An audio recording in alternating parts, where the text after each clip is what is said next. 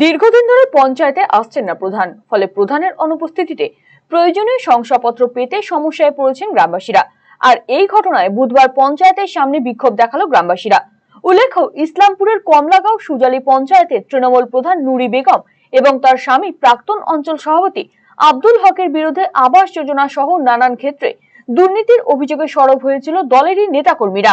দুর্নীতির অভিযোগে বহিষ্কার করা হয় তৃণমূল অঞ্চল সভাপতি আব্দুল হককে। দফায় দফায় পঞ্চায়েত প্রধানের বিরুদ্ধে ক্ষোভ দেখিয়ে আসছিলেন পঞ্চায়েতের বেশ কিছু সদস্য এবং স্থানীয় অঞ্চল তৃণমূল নেতৃত্ব। এমনকি প্রধান অপসারণের দাবিতে বিডিওর দফতরও অবস্থান বিক্ষোভে বসেন তারা। প্রধানকে নিয়ে অসন্তোষের জেরে বিঘ্নিত হচ্ছিল পঞ্চায়েতের স্বাভাবিক কাজকর্ম। সেই সমস্যা সমাধানে প্রশাসনের পক্ষ থেকে পঞ্চায়েত পরিচালনার দায়িত্বভার দেওয়া হয় উপপ্রধান লতিফুর রহমানকে। যদিও প্রশাসনের পক্ষ থেকে উপপ্রধানকে কিছু দায়িত্ব দেওয়া হলেও সমস্ত দায়িত্ব দেওয়া হয়নি। আর এর জেরেই ছড়িয়েছে অসন্তোষ। দায়িত্ব থাকলেও গত 2 বছর ধরে পঞ্চায়েতের প্রধান না আসায় মিলছে না বিভিন্ন শংসাপত্র সহ নানান প্রয়োজনীয় নথি। আর তাতেই বিপাকে পড়েছেন সাধারণ মানুষ। অবিলম্বে সেই সমস্যার সমাধানে পদক্ষেপ গ্রহণের দাবি জানিয়েছেন এদিন বিক্ষোভে সামিল হওয়া গ্রামবাসীরা। কারণটা হচ্ছে আমাদের প্রধান নেই এখানে। 2 বছর 3 বছর থেকে কোনো প্রধান আসেনি।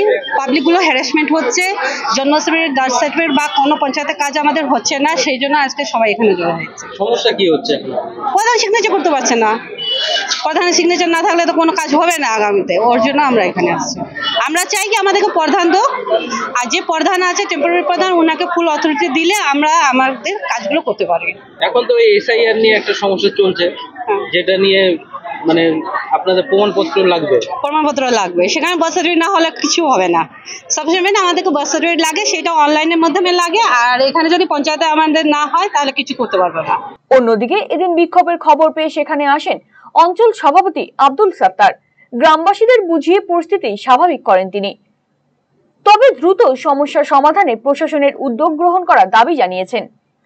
অন্যথা জাতীয় সড়ক অবরোধ করে বৃহত্তর আন্দোলনের হুঁশিয়ারি দিয়েছেন তিনি।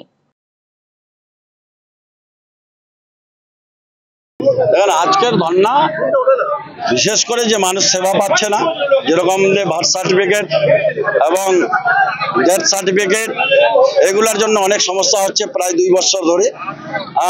যে বহিষ্কৃত প্রধান নুরি বেগম, বর্তমান যা উপপ্রধানকে চার্জ দেওয়া হয়েছে, কিন্তু তিনি আজ পর্যন্ত সেটা ডিসিআরটা উনি পেলেন না। সেজন্য মানুষের অসুবিধা হচ্ছে। সেজন্য মানুষ ক্ষিপ্ত হয়ে আজকে, আমরা তো ধর্ণা করিনি, এখানে জনগণের ধর্ণা, মানুষ সুবিধা পাচ্ছে না, সেই জন্য মানুষ আজকে একটা হয়েছে। সেই জন্য আজকে বিক্ষোভ মানুষ প্রদর্শন একটা করতেছে।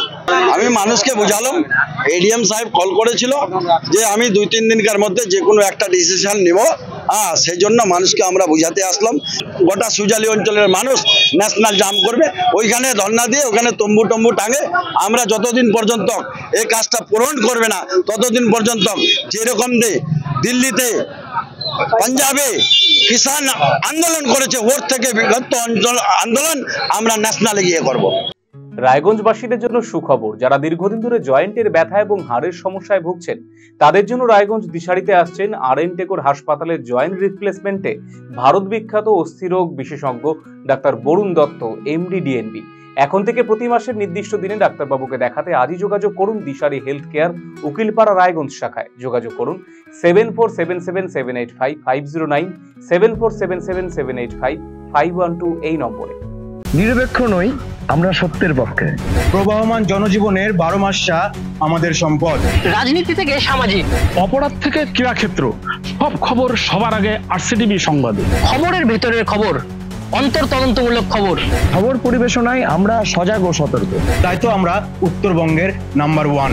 আসছে পরিবর্তন, কবে কিভাবে জানতে চোখ রাখুন আরসিটিভি সংবাদে। রায়গঞ্জ থেকে আমি অলোক ঘোষ, থাকছি এই পরিবর্তনে। রায়গঞ্জ থেকে আমি সুমন, থাকছি এই পরিবর্তনে। রায়গঞ্জ থেকে আমি দিবাকর শাহ, থাকছি এই পরিবর্তনে। রায়গঞ্জ থেকে আমি নীলাঞ্জন দাস, থাকছি এই পরিবর্তনে। আর আপনি?